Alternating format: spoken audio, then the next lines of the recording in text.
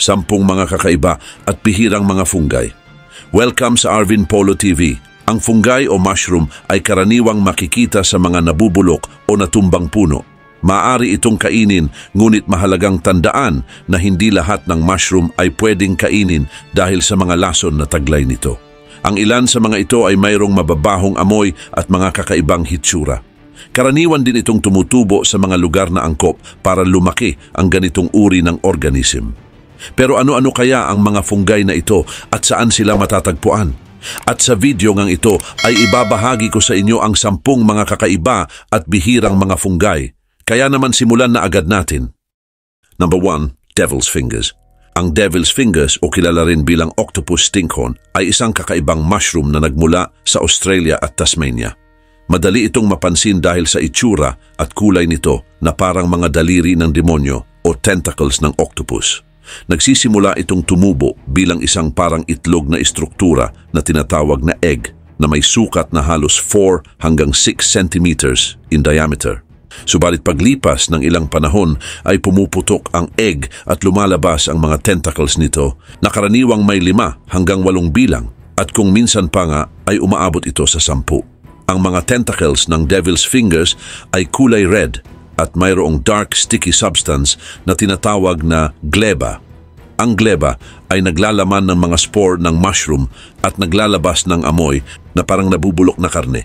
Ang amoy na ito ay nag-a-attract sa mga insekto, lalo na ng mga langaw, para makatulong sa pagpapalaganap ng mga spore. At kapag dumapo ang mga insekto sa gleba, ay dumidikit ang mga spore sa kanilang katawan at nadadala nila ito sa ibang lugar kapag lumipad sila. Kaugnay pa nito, ang devil's fingers ay karaniwang tumutubo sa moist areas na maraming nabubulok na kahoy, mga dahon at iba pang halaman. Madalas itong makita sa mga kagubatan at mga gardens. Sa labas ng Australia at Tasmania ay nadala ito sa iba't ibang bahagi ng mundo, kabilang ang Europe at North America, noong unang bahagi ng 20th century. Ang pagkalat nito ay kadalasang dulot ng pag-angkat ng mga halaman at lupa mula sa mga lugar na ito. Bagamat kakaiba ang itsura nito, ang devil's fingers ay hindi karaniwang kinakain dahil sa masangsang na amoy at hindi magandang lasa nito. Wala itong kilalang lason pero hindi rin inirecommend na kainin. Gayun din, mahalaga pa rin ito sa ecosystem dahil sa papel nito sa pagkabulok ng mga bagay at pagtulong sa pagpapalaganap ng mga spore sa pamamagitan ng mga insekto. Number 2, bioluminescent fungi. Ang bioluminescent fungi ay mga mushrooms na kayang maglabas ng liwanag sa dilim. Ang liwanag na ito ay dahil sa isang chemical process na tinatawag na bioluminescence. Sa prosesong ito, ang enzyme na luciferase ay tumutulong sa pagsunog ng isang molecule na tinatawag na luciferin na nagre-resulta sa paglabas ng liwanag. Mayroong halos 80 na uri ng bioluminescent fungi na kabilang sa iba't ibang grupo tulad ng Armillaria, Omphalotus, Mycena at Neonothopanus. Ilan sa mga kilalang uri ay ang Armillaria melea na tinatawag ding honey fungus at ang Omphalotus olearius na kilala rin bilang jack-o'-lantern mushroom. Samantala, ang mga bioluminescent fungi ay karaniwang matatagpuan sa mga kagubatan na may high humidity at maraming organic materials. Kadalasan itong nakikita sa mga nabubulok na kahoy, patay na puno at mga dahon. Ang kanilang liwanag ay mayroon ding iba't ibang gamit. Una, maaari silang magsilbing proteksyon laban sa mga hayop na kumakain sa kanila. Ang liwanag ay maaaring magbigay ng babala na ang fungi ay hindi masarap o nakalalason. Pangalawa, maaaring maka-attract ito ng mga insekto na tumutulong sa pagpapakalat ng mga spores ng fungi na mahalaga para sa kanilang pagdami. Ang liwanag na inilalabas ng mga bioluminescent fungi ay karaniwang kulay green o blue, ngunit maaaring magbago depende sa uri ng fungi at sa kapaligiran kung saan sila lumalaki. Ang liwanag ay nagiging pinakamaliwanag sa gabi kapag madilim ang paligid. At ang ilan sa mga pinakakahangahangang bioluminescent fungi ay matatagpuan sa mga tropical at subtropical forest, lalo na sa Asia, Australia at South America. Bukod sa kahalagahan nila sa ecology, ang bioluminescent fungi ay may potential ding magamit sa science at technology. Ang kanilang liwanag ay pinag-aaralan para sa posibleng gamit sa medisina tulad ng sa mga biosensor at sa imaging ng mga biological processes. Ang bioluminescence ay ginagamit din sa genetic engineering upang makabuo ng mga genetically modified organisms na naglalabas ng liwanag na maaaring gamitin sa iba't ibang research. Number 3, bleeding tooth fungus. Ang bleeding tooth fungus ay isang kakaibang mushroom na makikilala dahil sa hitsura nito na parang may dugong tumutulo. Kilala rin ito bilang strawberries and cream o devil's tooth. Matatagpuan ito sa kagubatan ng North America, Europe at ilang bahagi ng South Korea at Iran. Ang mushroom na ito ay kulay white at parang pastry na mayroong kulay red na liquid na tila dugo. Ang mga patak na ito ay naglalaman ng pigment at atromentin na isang sangkap na pumipigil sa pamumuo ng dugo at may panlaban sa bakterya at fungi. Ang katawan ng bleeding tooth fungus ay lumalaki hanggang 10 centimeters. Sa una, ito ay maputi, ngunit nagiging brown o black habang tumatanda at nawawala ang mga patak ng liquid. Hindi ito maaaring kainin dahil sa sobrang pait ng lasa nito kahit walang naitalang pagkalason mula rito.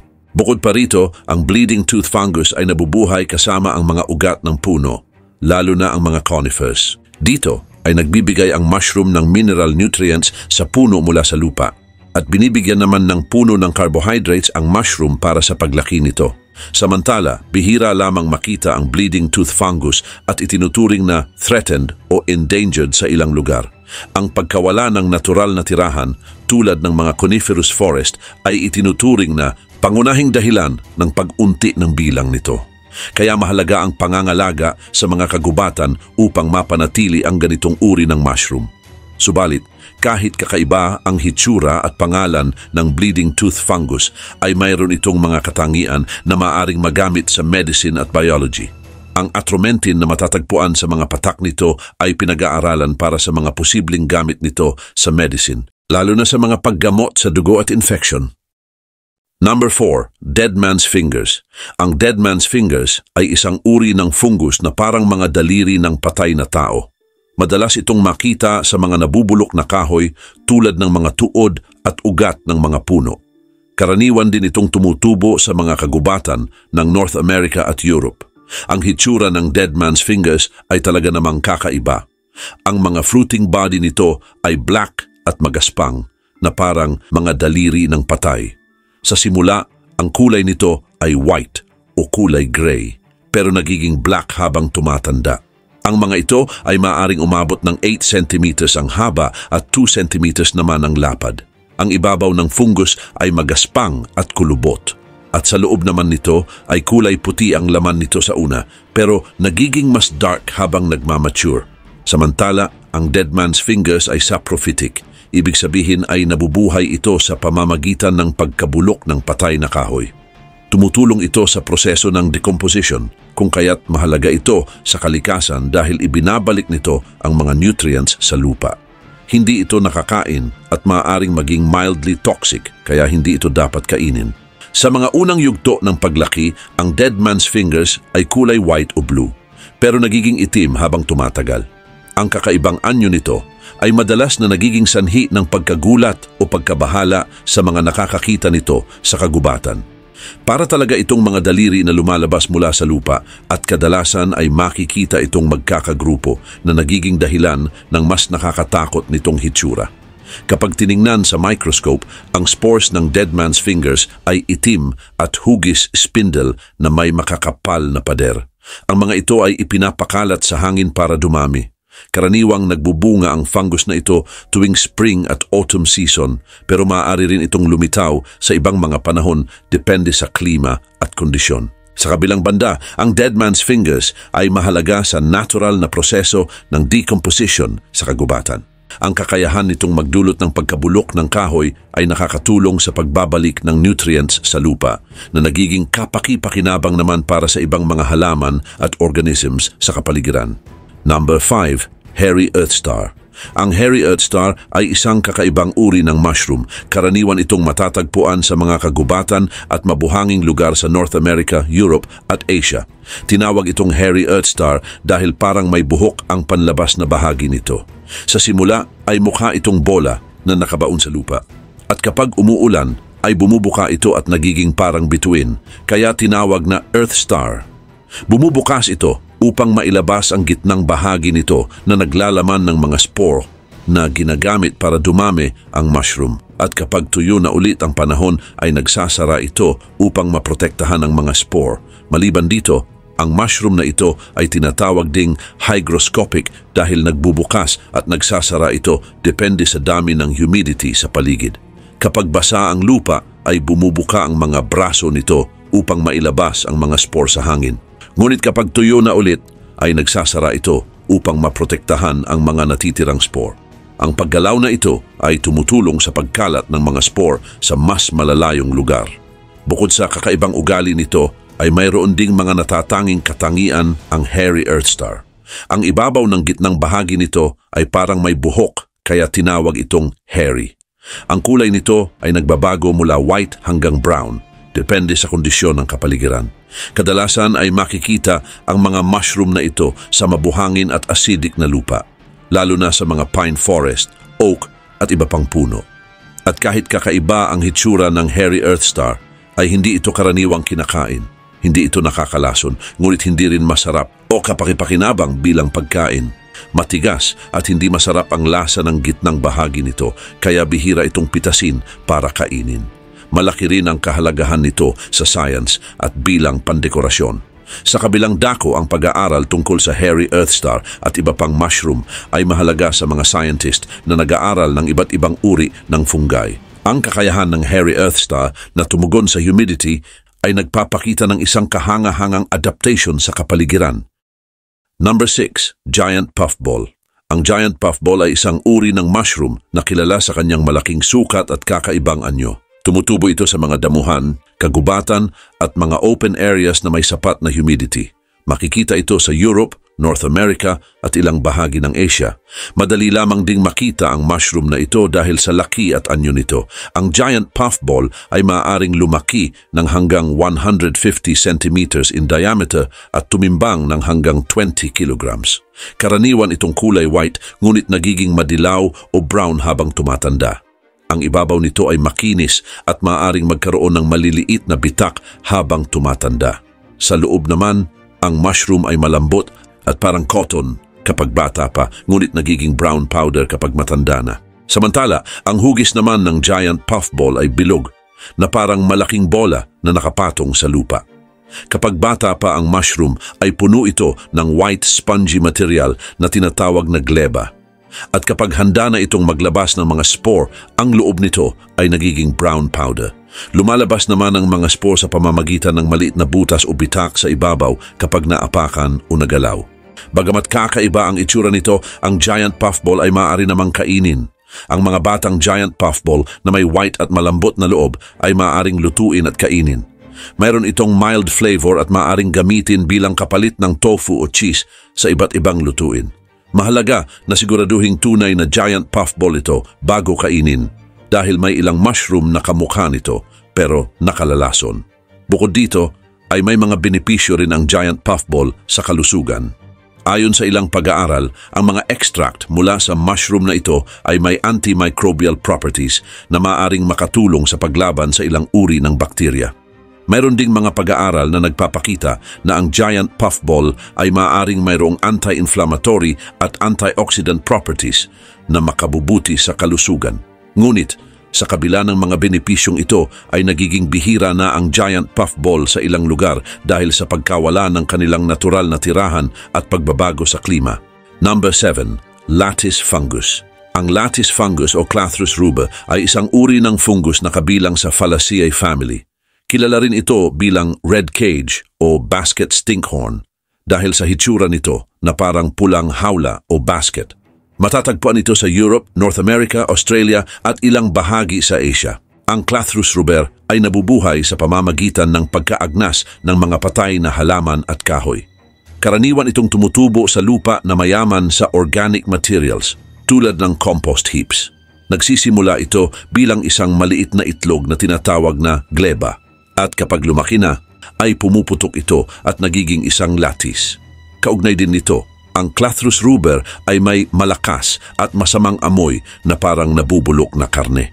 Ang amoy na ito ay nakaka-attract ng mga langaw at ibang insekto na tumutulong sa pagkalat ng mga spores nito.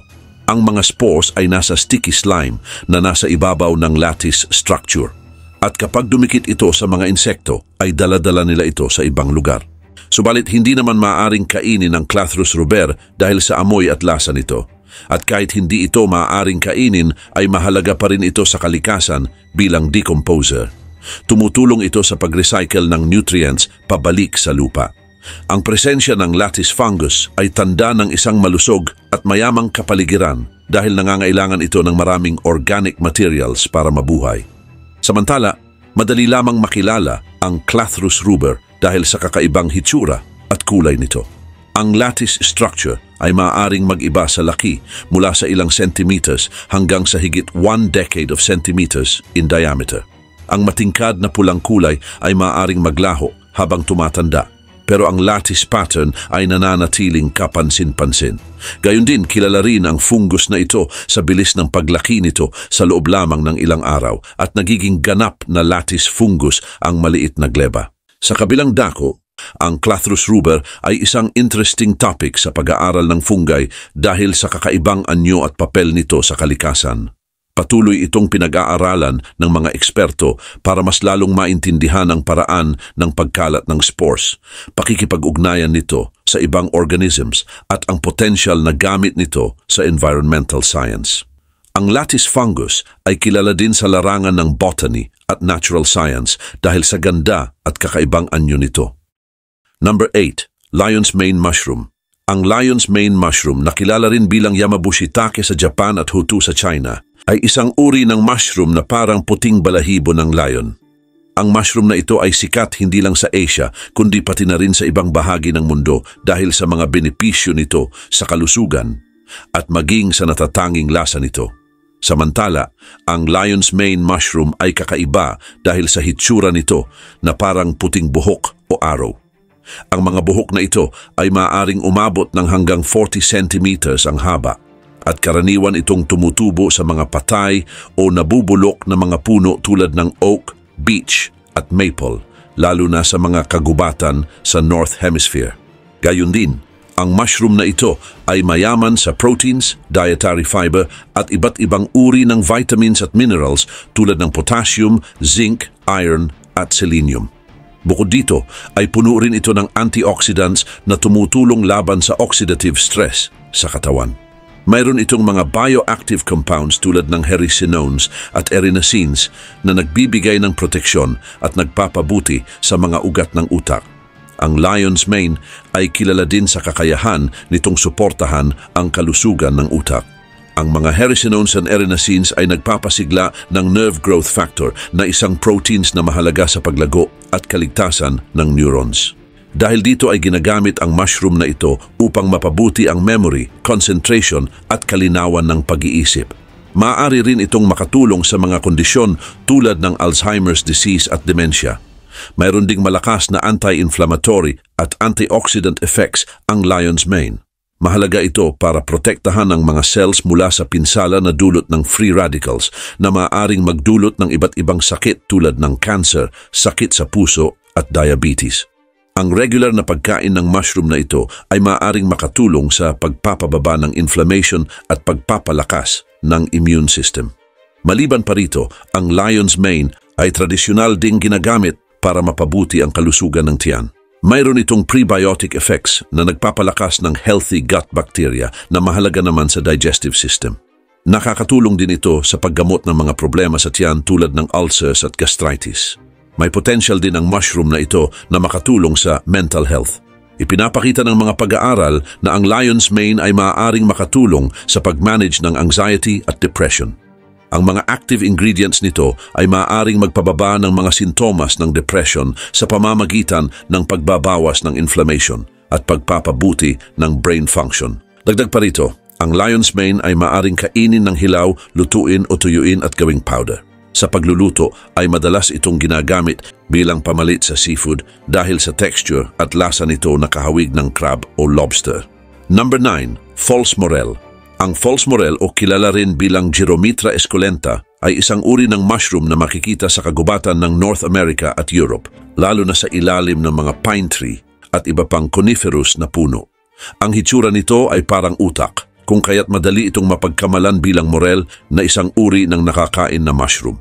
Ang false morel ay may kulay na mula sa reddish-brown hanggang sa dark brown. Ang katawan naman ng false morel ay may cap na maraming kulubot at hollow stem na kulay puti o cream. Bagaman may mga taong kumakain ng false morel, ay dapat pa rin itong iwasan dahil may taglay itong hyrometrin, isang chemical na nagiging monomethylhydrazine kapag naluto. Ang chemical na ito ay lason at maaaring magdulot ng pagsusuka, pananakit ng tiyan, pagkahilo at maaari din namang humantong sa pagkasira ng atay at ng central nervous system. Ang pagkain nito ng hilaw o hindi maayos na naluto ay mapanganib. Samantala, ang germitrin ay mabilis humalo sa tubig at nahihigop sa pamamagitan ng paghinga, kung kaya't maging ang usok mula sa pagluluto ng false morel ay delikado rin. Ayon sa mga pag-aaral, ang matagal na exposure sa gyrometrin ay maaari din namang magdulot ng cancer, kaya mas mabuting iwasan na lang ang mushroom na ito. Ngunit, kahit na may mga panganib, ay ginagamit pa rin ang false morel bilang pagkain sa ilang kultura. Sa Finland at Sweden ay nagiging bahagi ito ng kanilang traditional recipes, ngunit kailangan itong pakuluan at ibabad sa tubig para maalis ang lason. Ngunit kahit ganito, ay hindi pa rin ito ligtas kainin. Subalit, mahalaga din naman na kilalanin ang false morel mula sa tunay na morel para sa kaligtasan. Ang tunay na morel ay may hitsurang parang honeycomb sa cap na may regular na pits at ridges, samantalang ang false morel naman ay magulo ang itsura at sarado ang mga kulubot. Dagdag pa dito, ang false morel ay mas malaki at mas malambot din kaysa sa tunay na morel.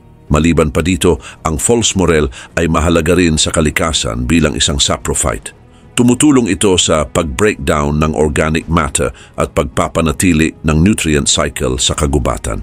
Maraming insekto at iba pang organisms ang umaasa sa false morel bilang pagkain. Sa kabila ng mga panganib, ay mahalaga pa rin ang patuloy na pag-aaral tungkol sa false morel.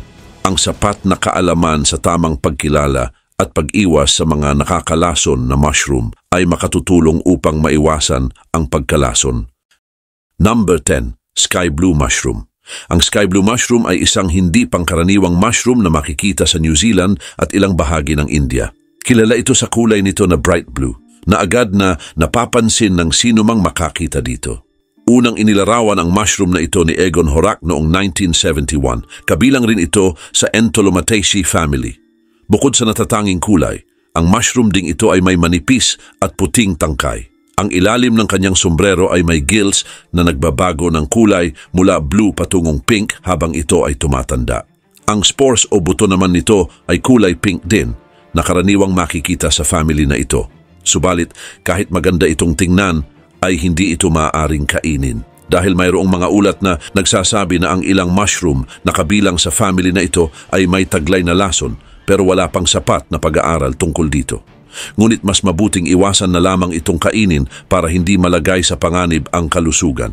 Maliban pa rito, ang sky blue mushroom ay tumutubo sa mga kagubatan na mayroong high humidity. Sa New Zealand ay madalas itong makita sa mga kagubatan ng beach. Sa India naman ay matatagpuan ito sa mga lugar na may katulad na klima at kondisyon ng lupa. Ang mushroom din na ito ay saprotrophic, ibig sabihin ay nabubuhay ito sa pamamagitan ng pagkasira ng mga patay na kahoy at halaman. Dagdag pa rito ay mahalaga ang papel ng sky blue mushroom sa kalikasan dahil nakakatulong ito sa pag-recycle ng nutrients sa lupa. At bilang isang saprotroph ay sinisira nito ang mga patay na halaman at kahoy na nagbabalik ng mahahalagang nutrients sa lupa. Ang mga nutrients na ito ay tumutulong sa paglago ng ibang mga halaman at organisms sa kagubatan. At kahit limitado ang lugar kung saan matatagpuan ang sky blue mushroom, ay nakaka-attract pa rin ito ng maraming atensyon. Hindi lamang ang mga eksperto sa fungi ang interesado dito, kundi pati na rin ang mga artist at mahilig sa kalikasan.